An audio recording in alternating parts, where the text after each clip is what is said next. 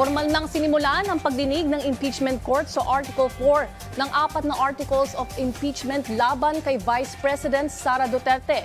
Ang kaso ay tungkol sa pagbabanta umano ni VP Sara sa buhay ni Pangulong Ferdinand R. Marcos Jr., First Lady Liza Marcos at dating House Speaker Martin Romualdez. Yan ang ulat ni Bernard Ferrer live. Bernard? Ayos Ryan, nagpapatuloy ang impeachment trial ni Vice President Sara Duterte. Ngayong araw, tinalakay ang Article 4 ng Articles of Impeachment o ang grave threat. Sumalang ang unang witness ng prosekusyon mula sa NBI. Sa ikalawang araw ng impeachment trial ni Vice President Sara Duterte, tinalakay ang Article 4 ng Articles of Impeachment o Grave Threats kaugnay ng umano'y pagbabanta ni Vice President Duterte kina Pangulong Ferdinand R. Marcos Jr., First Lady Liza Araneta Marcos at dating House Speaker Martin Romualdez sa isang online press conference noong November 23, 2024. Kilos at salita ng Vice Presidente ay hindi dapat ituring na simpleng krimen sa ilalim ng batas, kundi tuwirang paglabag sa saligang batas.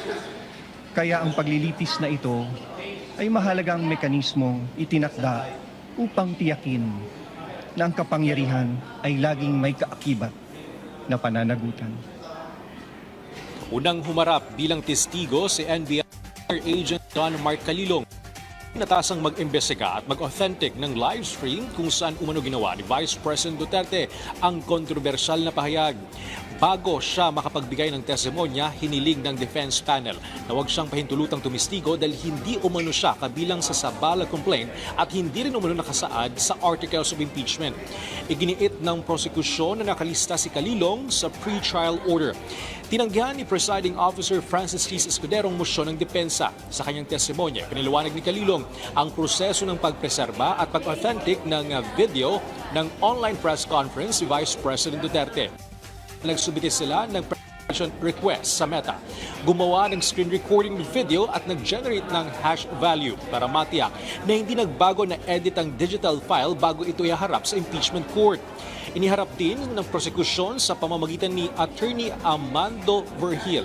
Ligutan ang mga screenshot, printouts ng preservation request sa Meta at certified copy ng affidavit ni Calilong bilang bahagi ng pagpapatunay sa pagiging authentic ng video.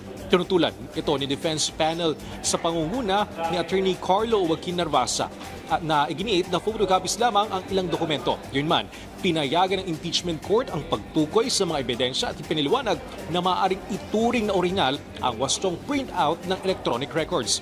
Iniharap din ni Calilong ang mga dokumentong nagpapatunay na kinilala ng Meta, ang parent company ng Facebook, ang kanilang preservation request kaugnay ng video.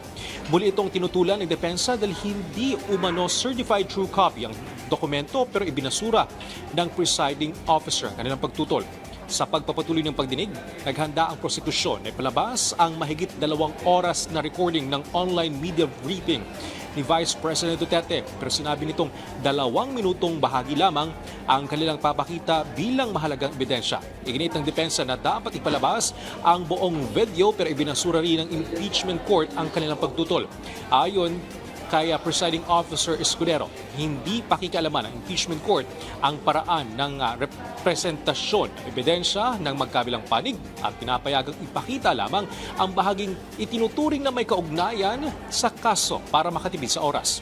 Habang pinapalabas ang video, pinatukoy kay Calilong ang eksaktong bahagi kung saan umano nagbitiw si Vice President Duterte ng mga pahayag laban kina Pangulong Marcos, First Lady Liza Araneta Marcos at dating House Speaker Martin Romualdez. Tumutol ang defense at iginiit na walang pagbabanta sa naging pahayag ng Pangalawang Pangulo. Sa uli, binasa ni Calilong ang partikular na pahayag ni Vice President Duterte na ayon sa prosekusyon ay naglalaman ng banta laban sa Ginang at dating House.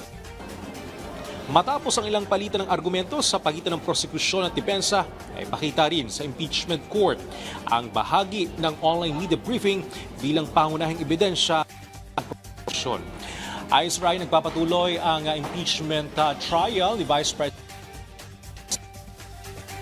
witness stand ang NBI agent na si Mark Calilong at binigyan din dito ng prosekusyon na yung mga pagbabanta laban sa Pangulo, unang ginang at sa dating House Speaker ay hindi normal at sabi nga nila 101% itong pagpapatunay na nasira o sinira ang tiwala ng taong bayan. Ice Ryan? Maraming salamat, Bernard Ferrer.